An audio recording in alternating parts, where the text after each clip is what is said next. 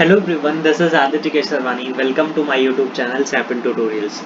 सो हम डिस्कस कर रहे थे डीयू, बीएचयू, एचसीयू और भी जो सेंट्रल यूनिवर्सिटीज़ के एग्जाम होते हैं उनके प्रीवियस ईयर क्वेश्चन डिस्कस कर रहे हैं। और मैंने स्टार्ट किया है टॉपिक कर रहे हैं। अभी हम सिर्फ जीओसी के जो प्रीवियस ईयर आए हैं उनका मैंने ऑलरेडी एक पीपीटी में मैंने इतना मेहनत करके मैंने पीपीटी उसकी ऑलरेडी बना दी है।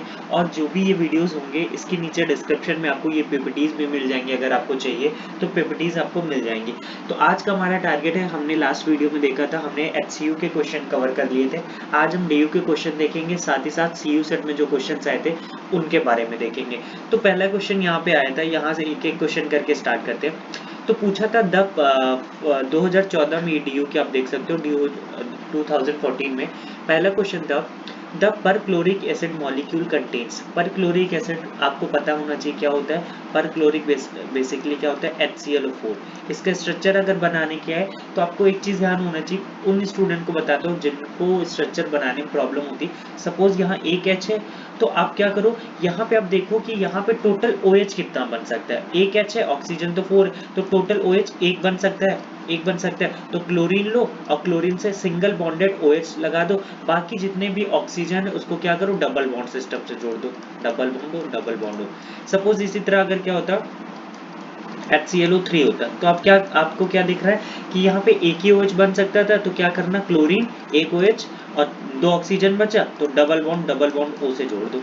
इस तरीके से आपको काम करना होता है। सपोज मैं एक और एग्जांपल आपको देता हूँ, H3PO4 है तो यहाँ पे आपको क्या है कि आपको क्या दिख रहा है, तीन हाइड्रोजन है तो तीन ऑक्सीजन है ही है, तो यहाँ पे तीन OH बन सकता है। तो तीन OH को आप क्या करो, ऐसे जोड़ दो। अभी क्या है, एक ऑक्सीजन बच रहा है तो एक ऑक्सीजन को क्या करो, डबल बॉन्डेड O सिस्टम से जोड़ दो।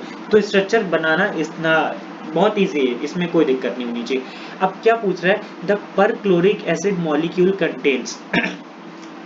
तो बेसिकली यहाँ आपको बताना है कि यहाँ पे ये हमारा एग्जांपल ये है, the perchloric acid, chlorine HClO4 को बोलते हैं। तो बेसिकली हमें यहाँ पे क्या बताना है कि इस तरीके के क्वेश्चन आपको देखने को मिल जाएंगे। हर सेंट्रल यूनिवर्सिटीज में इस तरीके का क्वेश्चन, एक दो क्वेश्चन देखने को मिल जाता है जो ऑलमोस्ट सारे स्टूडेंट अटेम्प्ट कर भी लेते हैं। तो यहाँ पे क्या है कि आपको देखना है कि लोन पेयर कितना होगा, पाई बॉन्ड कितना होगा और सिग्मा बॉन्ड कितना होगा। तो सबसे पहले मैं लोन पेयर का आइडिया देता हूँ आपको। तो सपोज ये OH है तो ये सिग्मा बॉन्ड होगा, तो सिग्मा बॉन्ड में ये ऑक्सीजन के पास दो कितना इलेक्ट्रॉन है, दो। और यहाँ ये सिग्मा बॉन्ड भी है, दो इलेक्ट्रॉन से शेयरिंग से बना है। तो ऑक्सीजन के पास टोटल 4 है और ऑक्टेट कंप्लीट होने के लिए कितना होता है, बेसिकली 8 इलेक्ट्रॉन की चाहिए। 4 इलेक्ट्रॉन इसके पास है तो इसके पास दो इलेक्ट्रॉन, दो लोन पेयर हो जाएंगे, क्योंकि एक लोन पेयर में कितना इलेक्ट्रॉन होता है, दो।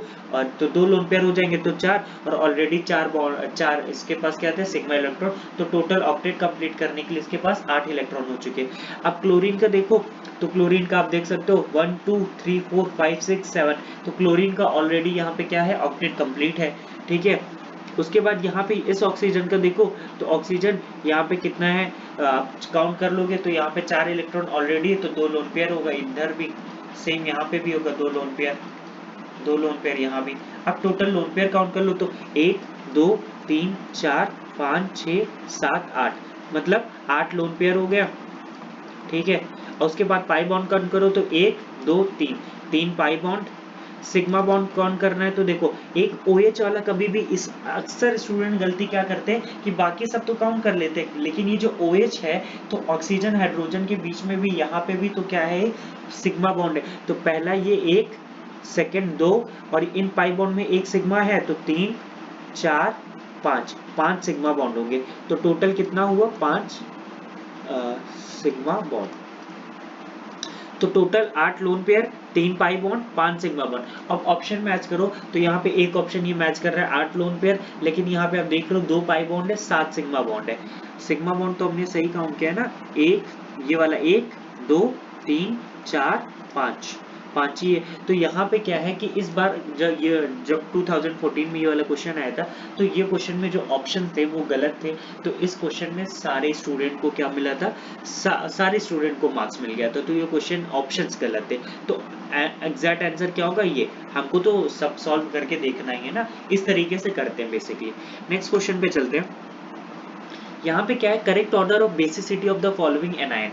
यहाँ पे आपको बताना है बेसिसिटी कौन सा ऑर्डर की सही है। तो बेसिकली पहले मैं ऐसे लिख लेता हूँ, यहाँ पे CH3O- था, ठीक है। अगर यहाँ पे देखो चार्ज नहीं दिया ना तो आप चार्ज मान लेना, ठीक है। OH- CH3 C+O-। आप तीनों को ऐसे लिख लो। अब इन तीनों में आपको डिसाइड करना है कि बेसिसिटी किसकी ज्यादा होगी। तो मैं आपको एक बात बता देता हूँ, बेसिसिटी देखना है तो मतलब कि बेस का मतलब क्या होता है कि जो अपना लोन पेयर कितना जल्दी इजिली क्या कर सके, किसी को डोनेट कर सके, ठीक है। तो अभी आप यहाँ देख रहे हो कि ये ऑक्सीजन का जो नेगेटिव चार्ज है, ये नेगेटिव चार्ज किस में प्रेजेंट है, डीलोकलाइजेशन में इन्वॉल्व है। तो ये नेगेटिव चार्ज क्या है, फ्री नहीं है उतना, ठीक है। अब यहाँ पे CH3O- है, यहाँ पे OH- है। तो आप देख सकते हो यहाँ पे जो ये नेगेटिव चार्ज है, ये CH3 क्या कर रहा है, via inductive effect plus I effect की वजह से यहाँ पे क्या कर रहा है, इलेक्ट्रॉन डेंसिटी बढ़ा रहा है, इलेक्ट्रॉन डेंसिटी बढ़ा रहा है, इलेक्ट्रॉन डेंसिटी बढ़ा रहा है। तो यहाँ पे नेगेटिव चार्ज की इंटेंसिटी बढ़ेगी, नेगेटिव चार्ज की इंटेंसिटी बढ़ेगी तो ये नेगेटिव चार्ज क्या होगा, ये बेस जो होगा वो अच्छा बेस होगा, मतलब ये जो अपना क्या है, इलेक्ट्रॉन डोनेट करने की टेंडेंसी इसकी इंक्रीज हो जाएगी। तो सबसे ज्यादा ये हो जाएगा CH3O-, सबसे ज्यादा CH3O-, then OH-, then CH3CO-। ऐसा मैं क्यों कह रहा हूँ, ये क्योंकि यहाँ पे क्या प्रेजेंट है, रेजोनेंस। रेजोनेंस होने की वजह से ये नेगेटिव चार्ज क्या आता है, डीलोकलाइजेशन में इन्वॉल्व होता है। तो ये क्या करता है, अपना नेगेटिव चार्ज जो अपना इलेक्ट्रॉन है वो डोनेट ही नहीं कर पाता है। और बेस का मतलब वही होता है जो अपना नेगेटिव चार्ज है लोन पे डोनेट करे, वही अच्छा बेस होता है। तो अब आप ऑप्शन चेक कर लो, तो आई थिंक ये option A will be your correct option, ठीक है। साथ ही साथ मैं आपको एक बात बताता हूँ, किसी स्टूडेंट ने अभी मुझे लास्ट जो हमारा प्रीवियस ईयर का वीडियो था, तो उसमें एक स्टूडेंट ने मुझे कहा था, एक क्वेश्चन था तो उससे रिलेटेड मुझे उसने कहा था, सर ये इस क्वेश्चन को तो ऐसे भी कर सकते थे, आपने यहाँ ऐसे ही क्यों बताया। तो मुझे बहुत अच्छा लगता है जब कोई स्टूडेंट मुझे सजेस्ट करता है। तो यस, मैं अभी भी कह रहा हूँ कि अगर आपको दिमाग में कुछ और आता है कि इस तरीके से भी किया जा सकता है, या जो मैं बता रहा हूँ वही क्यों सही है, तो ऐसा कुछ आता है तो बहुत अच्छी बात है। मैं चाहता हूँ कि इस तरह रिस्पॉन्स होगा तो हमारा जो व्हाट्सएप का ग्रुप है उसमें हम एक्टिव रहते हैं, तो हम इस तरीके के क्वेश्चन को डिस्कस करेंगे ना, इससे आपका बहुत फायदा होगा, साथ ही साथ जो स्टूडेंट इसको देखेंगे उनका भी फायदा होगा। मैं आपके लिए इतनी मेहनत कर रहा हूँ तो आप भी थोड़ा सा सपोर्ट करते रहो। माना थोड़ा सा अभी क्या हुआ, मैं कंटिन्यूअसली रहूंगा आपके साथ। क्या है कि जो प्रीवियस ईयर मैंने स्टार्ट किया है वो मैंने आपको बताया, सबसे पहले हम जीओसी कवर करेंगे, then reaction mechanism and intermediate, जहां से आपको बहुत ज्यादा क्वेश्चन देखने को मिलेंगे। हम कोऑर्डिनेशन और केमिकल बॉन्डिंग वगैरह भी करेंगे, जो इंपॉर्टेंट टॉपिक है। बस आपको क्या है, मेरे साथ अच्छे से कॉपरेट करना पड़ेगा, ठीक है। तो तब चीजें बहुत अच्छे से हो जाएंगी, आप कॉपरेट करोगे तो चीजें अच्छे से हो जाएंगी। आगे चलते हम देखते हैं थर्ड क्वेश्चन क्या था। मैंने ऑलरेडी फिर से बोल रहा हूँ कि IUPAC अगर आपने नहीं पढ़ा है तो आपको दिक्कत होगी। IUPAC का 2-3 सवाल आपको देखने को ज्यादा ही मिल सकता है, कोई भी कंपटीशन एग्जाम हो, कोई सा भी सेंट्रल यूनिवर्सिटीज का एग्जाम हो। अगर आपको IUPAC अभी आपने नहीं पढ़ी है तो मैंने IUPAC ऑलरेडी पढ़ा रखा है, आपको डिस्क्रिप्शन में उसका लिंक मिल जाएगा, वहां से अगर आपको पढ़ना है तो पढ़ सकते हो। तो इसको सबसे पहले मैं क्या करता हूँ, सबसे पहले IUPAC में आपको एक चीज देखनी होती है, क्या, लॉन्गेस्ट चैन। तो हम लॉन्गेस्ट चैन देखते कहाँ से होगी। अगर इसको मैं 1 देता हूँ, 1 2 3 4 5 6 7, अगर मैं 4 5 6 इधर आ जाता तो नहीं, 4 5 6 7 इधर भी नहीं। अगर इधर से नंबरिंग करूँ तो 1 2 3 4 5 6, हाँ 6 इधर से भी, 1 2 3 4 5 6 7 8। यहाँ मैंने कहीं गड़बड़ कर दिया क्या, 1 2 3, ये अच्छा ये 4 था, ओ इसको थोड़ा से रेस करते हैं। ये हमारा क्या है, 4 है, ये 5 है, ये 6 है, ये 7 है, ये 8 है, ठीक है। अब इधर से नंबरिंग करें। अब किसी ने मुझसे कहा कि सर आप इधर से भी कर सकते थे ना, इधर से भी मैं करके आपको दिखाता हूँ। मैं कलर चेंज कर लेता हूँ ताकि आपको कंफ्यूजन ना हो।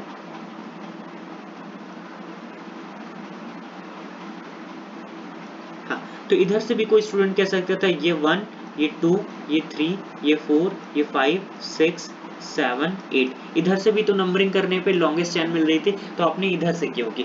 तो देखो उधर से नंबरिंग करते हैं सबसे पहले जिधर लॉन्गेस्ट चैन, देन उसके बाद देखते हैं कि ग्रुप्स किधर पास पड़ रहे हैं। तो इधर से देखो हमने नंबरिंग की थी तो 1 टू पे क्या मिल रहा था, ये एक मिथाइल ग्रुप मिल रहा था। इधर से भी करे तो 1 2 ये भी मिथाइल ग्रुप पड़ रहा था, सेम हो रहा था। उसके बाद आगे 3 4 पे ये कैसा एथाइल ग्रुप, इधर भी 1 2 3 4 5 पे इधर है, तो कौन सी नंबरिंग सही होगी, क्योंकि 1 2 3 4 पे इधर क्या मिल रहा था एथाइल, और इधर 1 2 3 4 5 पे एथाइल मिल रहा था। तो जिधर से ग्रुप्स पास पढ़ते हैं उधर से हमको क्या करना पड़ता है, नंबरिंग। तो नंबरिंग ये वाला ऑर्डर सही होगा, ठीक है। बहुत सारे स्टूडेंट इधर से कर देते हैं तो गलतियां हो जाती, प्लीज इस गलतियों को आपको अवॉइड करना है। तो इसका नाम क्या हो जाएगा, देखो 1 2 3 4 5 पे थाइल है, और 2 पे और 7 पे क्या है, मिथाइल है। तो एथाइल और मिथाइल में अल्फाबेटिकल ऑर्डर को कंसीडर करना है, और आप देखो कि ई पहले आता है कि एम पहले आता है, तो हमको पता है ई पहले आता है, तो इसका नाम क्या हो जाएगा 5 1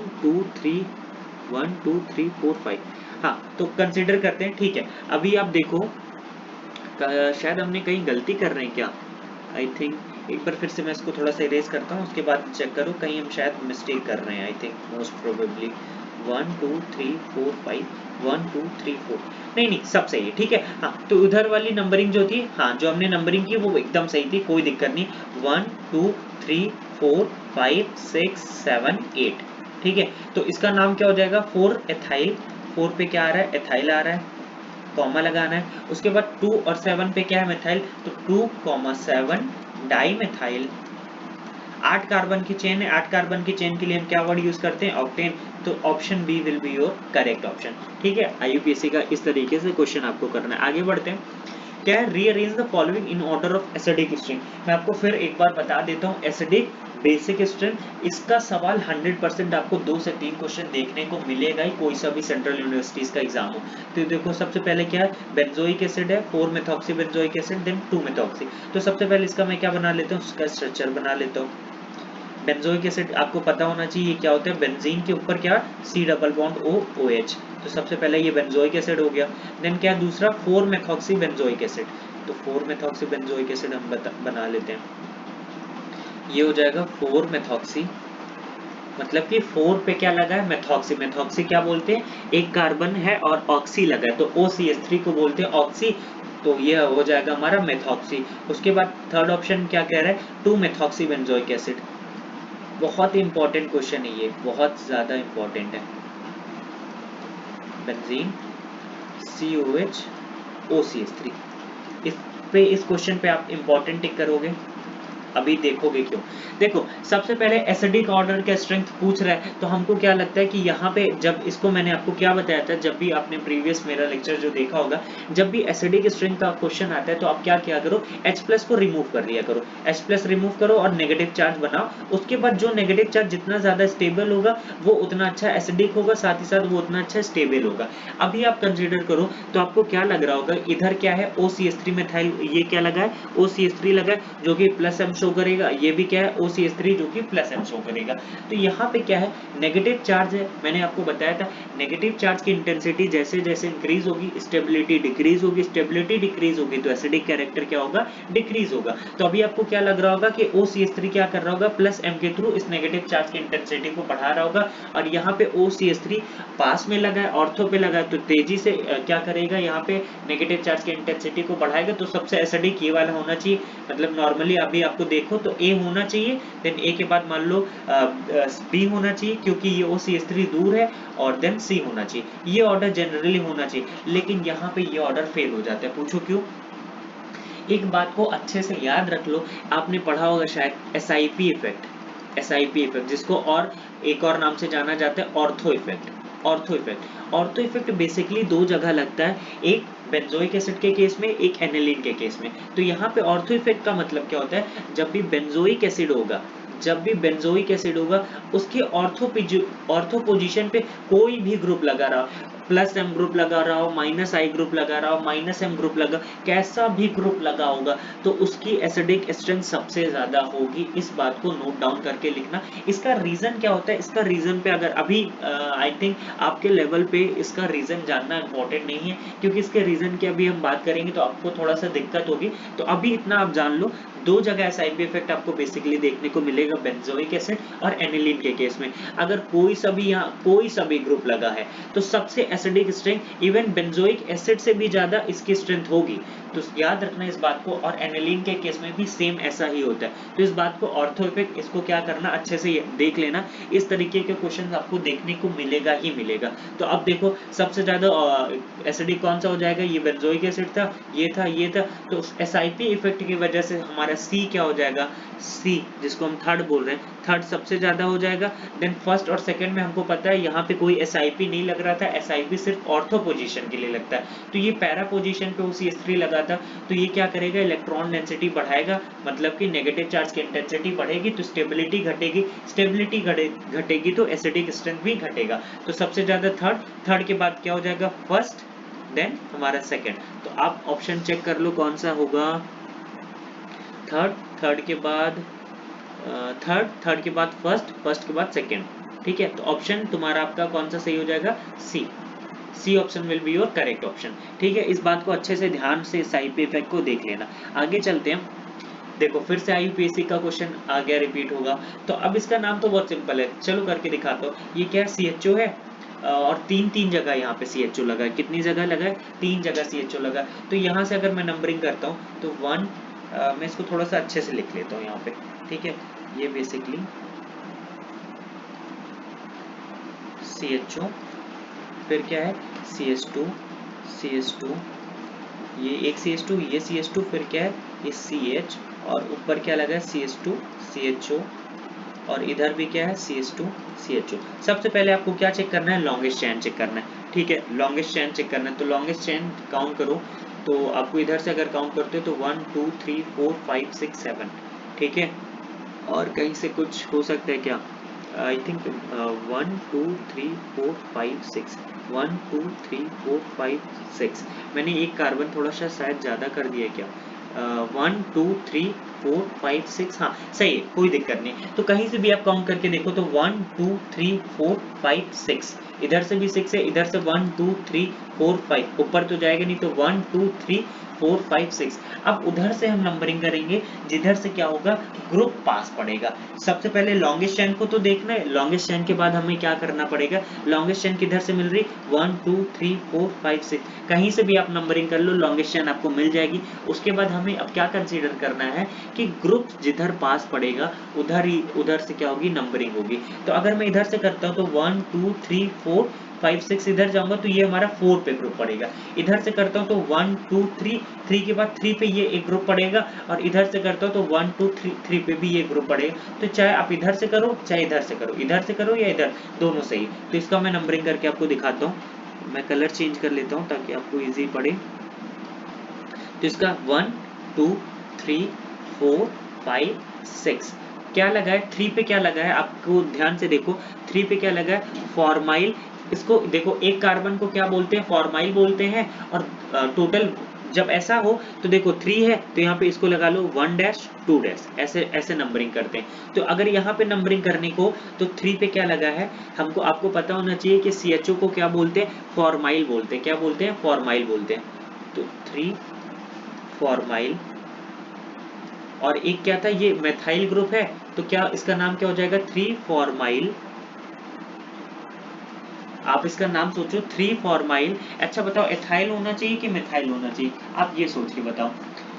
क्योंकि जब मैंने फॉर्माइल कंसीडर कर लिए तो मतलब मैंने एक कार्बन काउंट कर लिया है, तो एक कार्बन जो बचा है उसी को सिर्फ लिखना है। तो 3 फॉर्माइल मेथाइल। बहुत सारे स्टूडेंट पता है अभी गलती क्या होगी, मैं आपको दिखाता हूँ। 3 फॉर्माइल और क्या हो गया, 3 फॉर्माइल मेथाइल, ठीक है। मेथाइल, मेरी थोड़ी सी राइटिंग बहुत ही खराब है तो उसके लिए सॉरी, मैं कुछ नहीं कर सकता। और 6 कार्बन है तो हेक्सेन। 1 पे क्या लगा था, एल्डिहाइड ग्रुप है, और 6 पे एल्डिहाइड ग्रुप है तो हेक्सेन 1,6 डाइअल, हेक्सेन 1,6 डाइअल। अब बहुत सारे स्टूडेंट देखो, दो ऑप्शन इसी तरीके का था, बी और डी। अब देखो यहाँ पे क्या है, 3 फॉर्माइल एथाइल लिखा है इन्होंने, और यहाँ पे क्या है, डी ऑप्शन में 3 फॉर्माइल मिथाइल लिखा है। अभी यहीं पे गलती होने का चांसेस होता है, क्यों, अक्सर हम क्या करते हैं कि इन दोनों कार्बन का बेसिकली लिखा जाता है, लेकिन जब मैंने यहाँ पे फॉर्माइल लिख दिया ऑलरेडी, तो फॉर्माइल का मतलब क्या है, एक कार्बन का मैंने ऑलरेडी लिख दिया है, तो फिर उसके बाद एक कार्बन ही बचा तो उसको क्या लिखते हैं, मिथाइल। तो 3 फॉर्माइल मिथाइल हेक्सेन 1,6 डाइअल। तो ऑप्शन आपका कौन सा सही हो जाएगा, ऑप्शन बी विल, ऑप्शन आपका कौन सा सही होगा, ऑप्शन, हाँ, ऑप्शन डी सही होगा आपका, option D will be your correct option. So आगे बढ़ते हैं, हम देखते हैं among the following compound the most basic compound is, मैंने आपको कहा कि ना इस तरीके का क्वेश्चन आपको देखने को मिलेगा ही मिलेगा। तो सबसे पहले देखो एक चीज है, तो ये वाला ऑप्शन तो एलिमिनेट हम कर देंगे, क्यों? क्योंकि यहाँ पे नाइट्रोजन का लोन पेयर किस में इन्वॉल्व है? रेजोनेंस में। तो रेजोनेंस में इन्वॉल्व है, तो सबसे लीस्ट बेसिक में तो ये हो जाएगा, ये ऑप्शन एलिमिनेट हो गया। अब उसके बाद सी और डी में देखोगे तो कोई रेजोनेंस नहीं हो रहा था, लेकिन यहाँ पे ऑक्सीजन के पास भी लोन पेयर है और नाइट्रोजन के पास भी लोन पेयर। आपको पता है कि कौन इजीली डोनेट कर सकता है लोन पेयर? तो नाइट्रोजन कर सकता है, तो ऑक्सीजन भी कट गया। अब बचा ए ऑप्शन और बी ऑप्शन।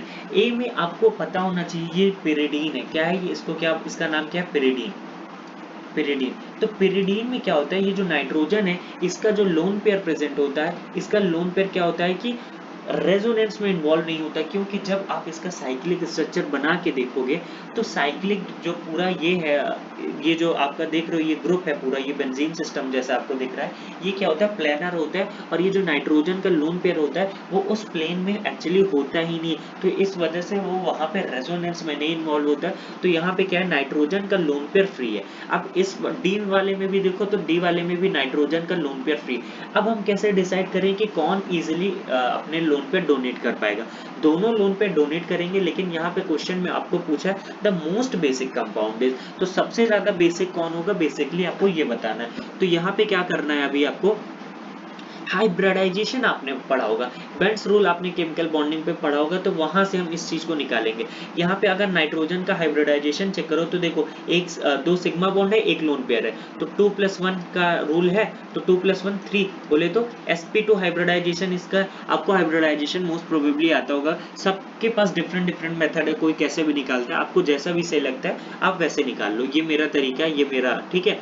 तो यहाँ पे हाइब्रिडाइजेशन sp2 है इस नाइट्रोजन का चेक करो तो एक सिग्मा बॉन्ड, दो इधर और NH है तो 3, तो इसका क्या है 3+1 4 आया, सम 4 बोले तो sp3।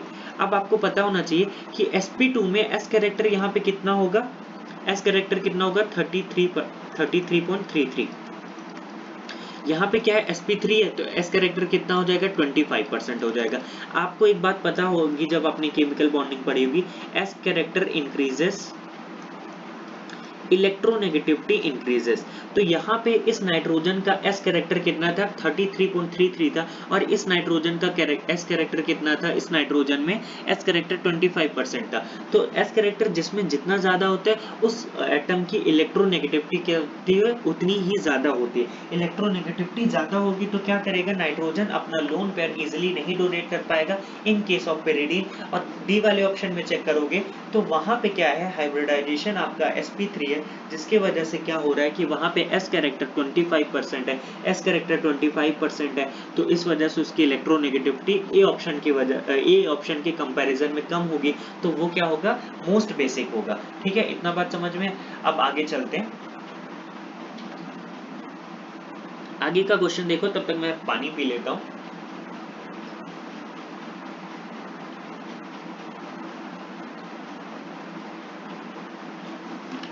हाँ, तो आगे का हम देखते हैं, ये वाला क्वेश्चन DU 2016 में आया था, और मैं आपको बता रहा हूँ मैंने जब पूरा पेपर एनालिसिस किया था तो मैंने एक चीज देखी थी, ये वाला क्वेश्चन मोस्टली स्टूडेंट क्या कर दिए थे, गलत करके आ गए थे, या तो छोड़ के आए थे या तो गलत करके आए थे। देखो इसमें क्या पूछ रहा है, identify the correct order of the placing in the following compound in increasing oxidation state.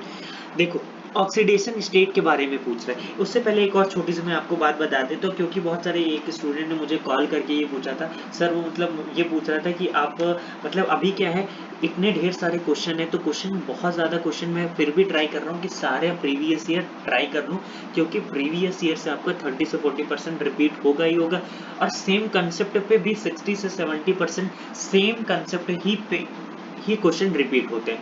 तो उसने ये पूछा मुझसे कि सर आप पूरा प्रीवियस ईयर करा रहे हो तो क्या आप टाइम पे करा दोगे, क्योंकि अभी देखो एग्जाम तो 2-3 महीना मान के चलो कि नहीं होगा। तो मैं इतना आपको गारंटी दे सकता हूँ कि अभी मेरा GOC का कंप्लीट हो जाएगा, 1-2 लेक्चर अभी क्या है, मेरा अभी आपने नोटिस किया होगा जो प्रीवियस लेक्चर था वो परसों आया था और 2 दिन का गैप हो गया था। वो क्यों? क्योंकि काउंसलिंग का जैम की काउंसलिंग स्टार्ट हो गई थी, तो थोड़ा सा मैं उसमें बिजी हो गया था। इसके बाद मैं आपको कह रहा हूँ कि हमारा जो लेक्चर होगा वो डेली कंटिन्यूअस फॉर्म में रहेगा, तो उसके लिए आप टेंशन मत लो। इसके बाद हम रिएक्शन मैकेनिज्म स्टार्ट करेंगे, देन उसके बाद नेम, रिएक्शन, रिएजेंट, एरोमेटिसिटी में बहुत ही छोटा कंसेप्ट से रिलेटेड क्वेश्चन आता है, उसको देखने के बाद फिर उसके बाद जो भी पेरिसाइक्लिक देखने के बाद हम कोऑर्डिनेशन केमिस्ट्री, देन उसके बाद ओएमसी और जो केमिकल बॉन्डिंग, इतना अगर आपने कर लिया तो आपको कोई सा भी सेंट्रल यूनिवर्सिटीज में एग्जाम में आपका सिलेक्शन कोई नहीं रोक सकता। बस आप मेरे साथ थोड़ा सा कोऑपरेट करते रहो। मैं इतनी मेहनत कर रहा हूँ, इवन मैं सोच रहा था कि ब्लैक बोर्ड में पढ़ाने का, बट एक्चुअली मेरे पास अभी इतना इंस्ट्रूमेंट नहीं है, तो इस वजह से मैं इतना अफोर्डेबल भी नहीं हूँ कि वो सब खरीद सकूँ। इस वजह से थोड़ा मैनेज कर लो आप लोग। अभी इनफैक्ट मेरे पास खुद का लैपटॉप भी नहीं है, तो ये लैपटॉप भी मैंने जुगाड़ करके कहीं से अरेंज करके ये वीडियो शूट कर रहा हूँ। ठीक है, तो थोड़ा सा आप लोग मेरे साथ भी कोऑपरेट करो। बहुत सारे ऐसे चैनल में लोग हैं जो सब्सक्राइब तक नहीं किए। 70% मुझे ऐसे लोग देखते हैं जिन्होंने अभी तक चैनल को सब्सक्राइब नहीं किया। प्लीज़ यार चैनल को सब्सक्राइब कर दो। चैनल को ग्रो कराना बहुत ज़रूरी है। चैनल ग्रो करेगा तभी मैं अच्छी क्वालिटी वगैरह और कुछ दे पाऊंगा। ठीक है, तो अभी अगर आपने चैनल को सब्सक्राइब नहीं किया तो प्लीज़ सब्सक्राइब कर दो, अपने फ्रेंड से शेयर कर दो। मैं आपके लिए इतनी मेहनत कर रहा हूँ, इतना तो एक्सपेक्ट कर ही सकता हूँ। ठीक है, आगे बढ़ते हैं। तो यहाँ पे क्वेश्चन क्या था, identify the correct order of the increasing oxidation state. तो देखो यहाँ पे 4 मॉलिक्यूल दिए होते हैं। पहला CH3 COH मान लो, CH3 CH2OH, then CH3 CH2OH हो गया, देन CO2 हो गया, then CH2 double bond CH2 ethene. देखो सबसे पहले आपने तो एक चीज आपने गेस कर ली होगी, एक ऑप्शन सबने एलिमिनेट कर लिया होगा, डी। क्यों? क्योंकि CO2 ऑक्सीजन का आपको पता होगा क्या होता है, -2 चार्ज होता है, तो इधर जाएगा तो एक ऑक्सीजन का -2, उधर जाएगा तो +2 हो जाएगा, तो ओवरऑल कार्बन पे यहाँ पे +4 बन रहा है। सबसे ज्यादा ऑक्सीडेशन स्टेट आपको सब में इनमें एक तो कॉमन दिख गया होगा, और तीनों ABC ऑप्शन में सबसे ज्यादा CO2। एक ऑप्शन तो एलिमिनेट सबने कर लिया होगा। फिर उसके बाद देखो तीनों ऑप्शन में क्या है कि CH3COH हो रहा है। ठीक है, तो दूसरा क्या हो जाएगा, फर्स्ट सबसे ज्यादा ये, देन CH3COH। ये कैसे हो रहा है ये भी मैं आपको दिखाता हूँ। देखो CH3 सबसे ज्यादा तो CO2 में +4 ऑक्सीडेशन स्टेट था। अब उसके बाद देखो ऑक्सीडेशन स्टेट का मतलब समझ रहे हो, ऑक्सीडेशन स्टेट का मतलब पॉजिटिव चार्ज। पॉजिटिव चार्ज का एक और सेंस निकलता है। पॉजिटिव चार्ज किसको कहते हैं, इलेक्ट्रोफिलिक कैरेक्टर को बोलते हैं पॉजिटिव चार्ज। तो इससे आप ये देख सकते हो, सेंट्रल एटम पे देखो कि जिस पे जितना ज्यादा इलेक्ट्रोफिलिक कैरेक्टर होगा उसका ऑक्सीडेशन उतना ज्यादा होगा। ठीक है, इसका ये सेंस निकलता था। डायरेक्टली ऑक्सीडेशन स्टेट नहीं निकाल सकते थे। CO2 पे तो आप निकाल लोगे, बाकी तीनों पे आप नहीं निकाल सकते हो। तो यहाँ पे एक इसका मतलब क्या है ऑक्सीडेशन स्टेट का, ऑक्सीडेशन स्टेट का यहाँ पे मतलब क्या है आपको समझना पड़ेगा। आप क्या है कि इलेक्ट्रोफिलिक कैरेक्टर जितना ज्यादा इंक्रीज होगा उतना ज्यादा क्या होगा आपका, उतना ही ज्यादा मतलब आपका ऑक्सीडेशन स्टेट होगा। तो CH3COH दूसरा ऑप्शन था। कैसे, यहाँ पे क्या देखो ये C डबल बॉन्ड है और ये OH है, तो ऑक्सीजन इलेक्ट्रोनेगेटिव है, ये ऑक्सीजन भी इलेक्ट्रोनेगेटिव, तो यहाँ पे पार्शियल पॉजिटिव कैरेक्टर ज्यादा डेवलप हो रहा होगा। यहाँ पे CH3CH2OH है, तो यहाँ पे एक ही ऑक्सीजन है, तो यहाँ पे कम डेवलप हो रहा होगा, तो यहाँ पे इलेक्ट्रोफिलिक कैरेक्टर ज्यादा होगा इसके कंपैरिजन में। यहाँ पे इलेक्ट्रोफिलिक कैरेक्टर CH3COH में, एसिटिक एसिड में इलेक्ट्रोफिलिक कैरेक्टर ज्यादा होगा CH3CH2OH के कंपैरिजन में। उसके बाद देखो आप यहाँ पे इथीन है, इथीन में तो इलेक्ट्रोफिलिक कैरेक्टर है ही नहीं, इथीन एक न्यूक्लियोफाइल की तरह ट्रीट होता है, तो इसमें तो कोई टेंशन नहीं। तो आप ऑप्शन मैच कर लो जिसमें इथीन सबसे लास्ट में हो, देन CH3CO, तो option B will be your correct option. तो इस तरीके का क्वेश्चन आपको देख के डरना नहीं कि ऑक्सीडेशन स्टेट कोई मुझे किसी टीचर ने निकालना सिखाया नहीं इन सब मॉलिक्यूल में। ऑक्सीडेशन स्टेट का एक और मतलब होता है कि वहां पे इलेक्ट्रोफिलिक कैरेक्टर आप देख लो। ठीक है, आगे बढ़ते हैं हम। ये क्या है question, list of the following compound in order of decreasing acidity. Acidity का क्वेश्चन वापस से आया, आप देख लो CH3CH2OH है, F फ्लोरीन लगा है सेकंड पोजीशन पे। आपको यहाँ पता होना चाहिए जब भी इस तरीके के क्वेश्चन आए तो आपको पता होना चाहिए कि यहाँ पे एक रूल लगता है DNP रूल। सबसे पहले डिस्टेंस को प्रियोरिटी देना है, देन नंबर को, देन पावर को देना। ठीक है, तो यहाँ पे देखो CH3CH2OH है, यहाँ पे CH3CH2OH है, यहाँ पे CH3COH है, फिर यहाँ पे CH2OH है। तो सबसे ज़्यादा पहले मैंने आपको क्या कहा कि सबसे पहले आपको डिस्टेंस के प्रायोरिटी देना है। तो मैंने जैसे बताया एसिडिटी का ऑर्डर है, तो यहाँ से H+ निकला होगा, नेगेटिव चार्ज आया होगा, तो ये नेगेटिव चार्ज जितना ज़्यादा स्टेबल होगा उतना ज़्यादा एसिडिक कैरेक्टर होगा। तो सबसे ज़्यादा फ्लोरीन लगा है, तो फ्लोरीन क्या कर रहा होगा, माइनस आई इफेक्ट अपना शो कर रहा होगा। माइनस आई इफेक्ट शो करेगा तो क्या करेगा, यहाँ पे नेगेटिव चार्ज को अपने तरफ खींचेगा, अपने तरफ खींचेगा तो क्या करेगा, नेगेटिव चार्ज की इंटेंसिटी को डिक्रीज करेगा, तो स्टेबिलिटी बढ़ाएगा और एसिडिक कैरेक्टर भी बढ़ेगा। तो सबसे ज्यादा हमारा क्या हो जाएगा, फर्स्ट पोजीशन पे क्या लगा, फ्लोरीन। यहाँ पे क्या लगा, सेकंड पोजीशन पे फ्लोरीन लगा। तो डिस्टेंस मैटर करता है जब भी हम एसिडिटी निकालते हैं। तो सबसे ज्यादा फर्स्ट क्या हो जाएगा आपका, एसिडिक हो जाएगा।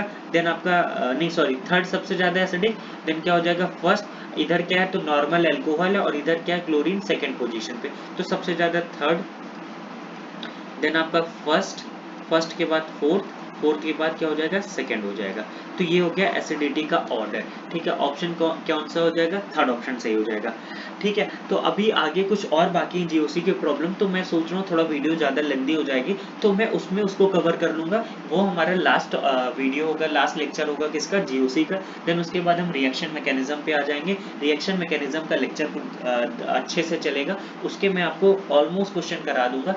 फिर भी आप एक चीज़ नोटिस कर रहे हो, अगर जीओसी में मैंने आपको फिर भी लगभग 60 से 70 क्वेश्चन करा दे रहा हूँ, जितने प्रीवियस ईयर के हैं सब करा दे रहा हूँ। बट एक चीज़ जान लो, आपको भी खुद से मेहनत करनी पड़ेगी। अगर आप नहीं कर रहे हो मेहनत, नहीं पढ़ोगे तो आपका नहीं हो पाएगा। और मैं इतना आपको एक चीज़ गारंटी दे सकता हूँ, जितना अगर मैं करा रहा हूँ, अगर आप उतना करके चले जाओगे तो आपका 1 से 2 सेंट्रल यूनिवर्सिटीज़ तो 100% हो जाएगा।